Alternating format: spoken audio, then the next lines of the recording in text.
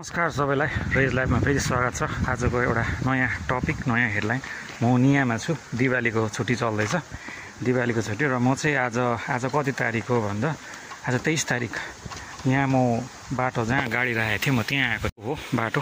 म यहाँबाट आउँछु र म चाहिँ गाडी पार्क गर्छु यहाँ। गाडी पार्क गर्दा चाहिँ आज के देख्यो भन्दा यो रियर भ्यू है, पछाडि हेर्ने यो कुन्चोले चाहिँ भत्काइदिइरहेको रहेछ। सो यो ठाउँको चाहिँ मान्छेहरू आई डोन्ट नो, निया है सिक्किम, आई डोन्ट नो के रिस हो के हो है। मेरो 78 गाडी है कालिम्पोङ, के रिस हो के हो यहाँ चाहिँ भत्काइदिइराखेको छ।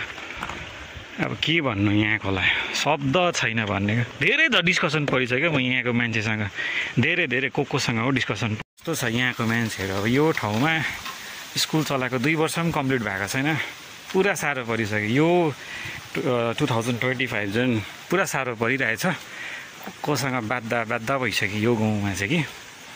अब यसलाई चाहिँ के गर्नुपर्ने भन्दा चाहिँ अब स्कुल कम्प्लिट नगरी चलिदिनु पर्ने जस्तो देख्दैछु हालतहरू चाहिँ।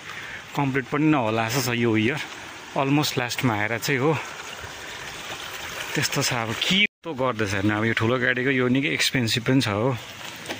के रिस छ भने भगवान् हामीलाई आएर गर न, हामीलाई बिचारा यो जीव जसको प्राण छैन केही छैन, यसलाई के गर्नु आएर नै हामीलाई चलाउन। हामीलाई तिमी साँच्ची भनेको देखाइदिन्छु, आएर चलाउ त हामीलाई, आएर चलाउन, अलिक चलाउन लु।